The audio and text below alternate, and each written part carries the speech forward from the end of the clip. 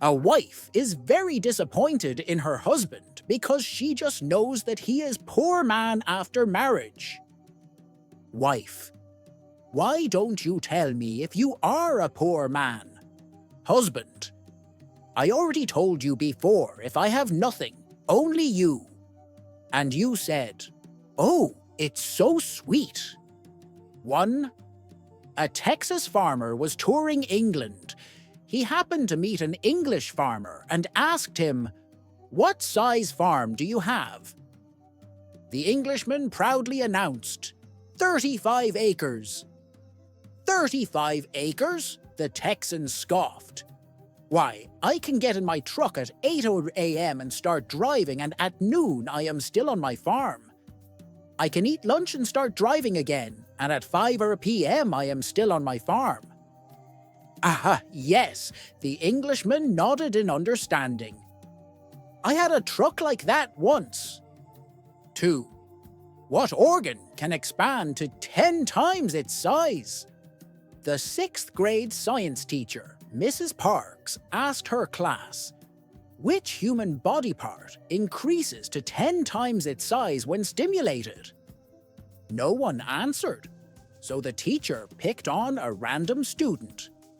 Little Mary stood up and said, you should not be asking 6th graders a question like that. I'm going to tell my parents and they will go and tell the principal, who will then fire you. Mrs. Parks ignored her and asked the question again. Which body part increases to 10 times its size when stimulated? Little Mary's mouth fell open. Then she said to those around her, boy, is she going to get in big trouble? The teacher continued to ignore her and said to the class, anybody? Finally, Billy stood up, looked around nervously and said, the body part that increases 10 times its size when stimulated is the pupil of the eye. Mrs. Parks said, very good, Billy, then turned to Mary and continued, as for you, young lady, I have 3 things to say. 1, you have a dirty mind. 2, you didn't read your homework. And 3, one day you're going to be very, very disappointed. 3. A man sees a life-sized rat statue in an old junk store. And he isn't sure why, but he finds the rat statue very interesting and decides to buy it. Afterwards, he's walking down the street holding the statue under his arm when he looks behind and sees 2 rats following him. A few minutes later, there are more. Soon there are dozens or even hundreds of rats, possibly every rat in the city, following this man, who realizes the statue must be attracting the rodents like a magnet. He sees a bridge and runs over it, the rats following in hot pursuit. When he gets to the middle of the bridge, he throws the rat statue over the side of the bridge into the water. The rats all jump in after it and perish. Stunned by what he's just seen, the man runs back to the junk store and tells them that he just lost his rat statue off the side of the bridge. I'm sorry, says the clerk at the store, but we don't give out refunds. No, that's okay, the man tells him. I just want to know if you have any statues shaped like a politician. 4. A young couple had neighbors who were senior citizen. The young couple were very fond of the elderly couple and made it a point to visit them and have coffee with them every Sunday. They observed that the old lady would bring the coffee bottle to her husband to be opened every time. The thoughtful young man gifted the lady a gadget, without her husband's knowledge, to easily open the bottle and showed her how to use it. On their next visit, the old lady once again brought the bottle for her husband to open. The young couple was amazed. Had she forgotten about the gadget? When the opportunity arose to be alone with the old lady, they quizzed her about this. Her reply made them speechless. She said, "Oh, I can open the bottle myself, even without your gadget. But I get him to open it so he feels he's still stronger than I am, and thus the man of our home, that he remains useful to me as always, that I still depend on him. That togetherness is the main ingredient of any marriage. We don't have many more years of life in us, and togetherness is of utmost importance." Warning: not subscribing may lead to chronic FOMO. Save yourself. Subscribe. 5. 3 elderly women were discussing their various age-related woes. 60 is the worst age, said Ruth, who was 60. You always feel like you need to pee, but most of the time, nothing happens. That's nothing, replied Maxine, who was 70. When you're 70, you can't have a bowel movement no matter what you do. You take laxatives, eat bran, sit on the toilet all day, and still nothing happens. Actually, said Gilda, who was 80, 80 is the worst age of all. Do you have trouble peeing too? Ruth asked. No, I pee every morning at 6 a.m., Gilda said. I pee like a racehorse. No problem at all. Do you have trouble with bowel movements? Maxine asked. Nope, I have one every morning at 6:30 a.m., Gilda responded. Confused, Ruth asked, So, what's so tough about being 80?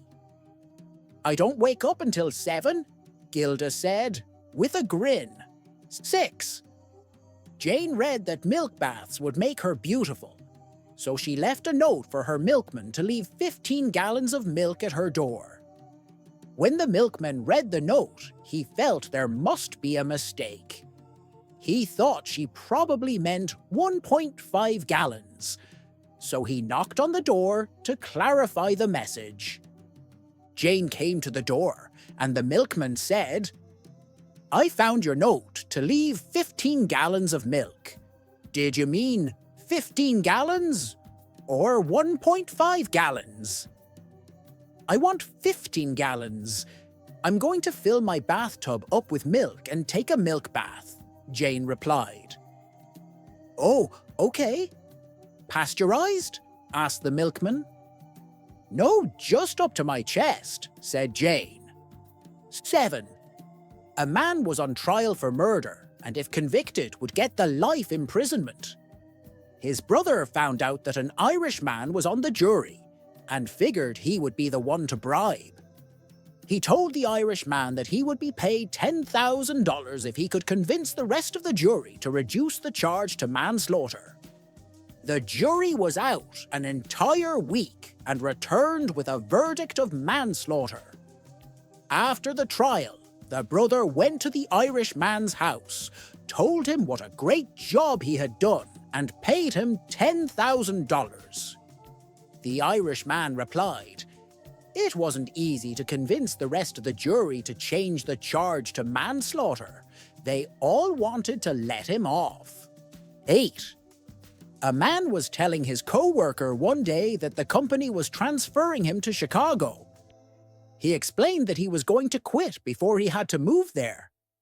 When asked why, he replied that he was just too afraid of all the crime, even though he would be passing up a big salary increase and greater benefits. His co-worker said he should reconsider. Chicago was a magnificent city, with world-class museums, loaded with a great history, sights, good public transportation, etc. Then he said, Why, I myself worked in Chicago for almost 10 years, and in all that time, I never ever had a problem with crime while I was working. The first asked, What did you do there? To which the other replied, I was tail gunner on a bread truck. 9. A guy calls up a company and signs up for their 5-day, 5 lbs weight loss program. The very next day, there's a knock on his door. Standing before him is a fit, athletic, 19-year-old girl, wearing nothing but a pair of Nike running shoes and a sign around her neck that reads, "If you can catch me, you can have me." Without thinking twice, he sprints after her, but after a few miles of huffing and puffing, he gives up. She returns the next 4 days, and the same chase ensues. On the 5th day, he steps on the scale, and sure enough, he's dropped 5 lbs, just as promised. Feeling encouraged, he calls the company back and orders the 5-day 10 lbs program. The next day, he opens the door to find an even more stunning woman, wearing only Reebok running shoes and the same tempting sign. "If you catch me, you can have me." He takes off after her, but she's in incredible shape. Though he can't quite catch her, he's improving each day. By the end of the 5th day, he weighs himself and is thrilled to discover he's lost another 10 lbs. On a roll, he decides to go all in and signs up for the 7-day 25 lbs weight loss program. The representative warns him, "This is our most intense program, are you sure?" "Absolutely," he replies. "I'm feeling amazing." The next day, there's a knock at the door, and he opens it to find a massive, muscular guy in nothing but pink running shoes and a sign around his neck that reads, "If I catch you, you're mine." He lost 33 lbs that week. 10. Far away in the tropical waters of the Coral Sea, 2 prawns were swimming around. One called Justin, and the other called Christian. The prawns were constantly being harassed and threatened by sharks that inhabited the area. Finally, one day Justin said to Christian, "I'm fed up with being a prawn. I wish I was a shark, and then I wouldn't have any worries about being eaten."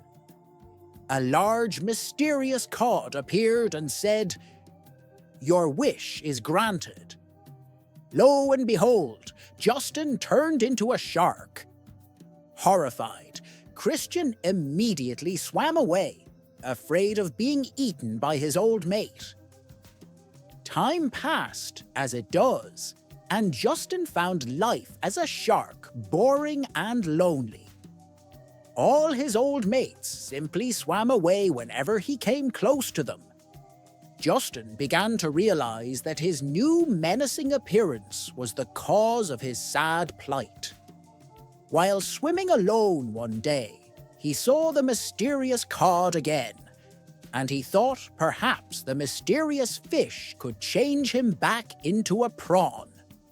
He approached the cod and begged to be changed back, and lo and behold, he found himself turned back into a prawn.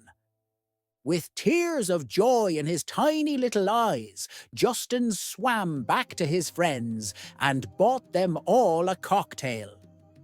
The punchline does not involve a prawn cocktail. It's much worse. Looking around the gathering at the reef, he realized he couldn't see his old pal. "Where's Christian?" he asked. "He's at home, still distraught that his best friend changed sides to the enemy and became a shark," came the reply. Eager to put things right again and end the mutual pain and torture, he set off to Christian's abode. As he opened the coral gate, memories came flooding back. He banged on the door and shouted, "It's me, Justin, your old friend. Come out and see me again." Christian replied, "No way, man. You'll eat me. You're now a shark, the enemy, and I'll not be tricked into being your dinner." Justin cried back, "No, I'm not. That was the old me. I've found cod. I'm a prawn again, Christian." 11. A large corporation hires a tribe of ex-cannibals. As they accept them, they tell them, "You have full rights as employees, but you're not allowed to eat anybody." Things go well for several weeks, and then the CEO calls the tribe into his office and says, One of the employees has been missing for several days now. This is awkward to ask, but did you eat them? The chief of the tribe checks with his people and says, "No, sir, we have not eaten anybody. We have left that all behind us." The CEO remains unconvinced, but without evidence, there is nothing he can do. He apologizes for the suspicion and sends them back to work. Once they are away from the other employees, the chief turns to his people and asks, "Okay, which one of you idiots did it?" A tribesman sheepishly puts up his hand and admits, "I ate the cleaning lady." Enraged, the chief slaps the man and yells, "You fool! We've been eating department heads, marketing executives, and efficiency consultants for weeks, and nobody noticed. Then you had to go and eat someone they'll miss." 12. A Spanish language teacher was explaining to her class that in Spanish, unlike English, nouns are designated as either masculine or feminine. House, for instance, is feminine. La casa. Pencil, however, is masculine. El lápiz. A student asked, "What gender is computer?" Instead of giving the answer, the teacher divided the class into two groups, male and female, and asked them to decide for themselves whether computer should be a masculine or a feminine noun. Each group was asked to give 4 reasons for its recommendation. The men's group decided that computer should definitely be of the feminine gender, la computadora, because 1. No one but their creator understands their internal logic. 2. The native language they use to communicate with other computers is incomprehensible to everyone else. 3. Even the smallest mistakes are stored in long-term memory for possible later retrieval. And 4. As soon as you make a commitment to one, you find yourself spending half your paycheck to buy accessories for it. The women's group, however, concluded that computers should be masculine, el computador, because 1. In order to do anything with them, you have to turn them on. 2. They have a lot of data but still can't think for themselves. 3. They are supposed to help you solve problems, but half the time they are the problem. And 4. As soon as you commit to one, you realize that if you had waited a little longer, you could have gotten a better model. The women won. Quick reminder, every 1,000 subscribers and likes equals $100 to help a senior in need. Hit that subscribe button now and be a part of this now.